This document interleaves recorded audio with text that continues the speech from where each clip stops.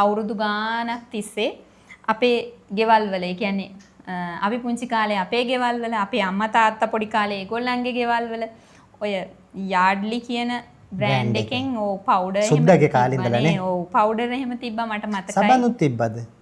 මට ගොඩක් මතක පවුඩර් එක. පවුඩර් එකත් නිකන් ටින් එකක් වගේ මට මතක. නිකන් පොඩි ටින් එකක් තිබුණේ. යකඩනේ. යකඩ ටින් එකක්.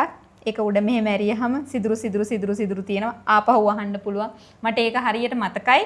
මොකද මේ ඉස්සර කියන්නේ පරණ ගොඩක් පරණ ගෙවල් වල මහ ගෙවල් වල ඒ කියන්නේ ඉස්සර එහෙමනේ කියන්නේ අපේ මහ ගෙදර.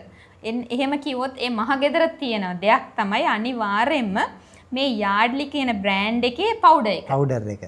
මගේ ගෙදර තිබුණා මේ කැප්‍රි එකයි කැප්‍රි පවුඩර් එකයි.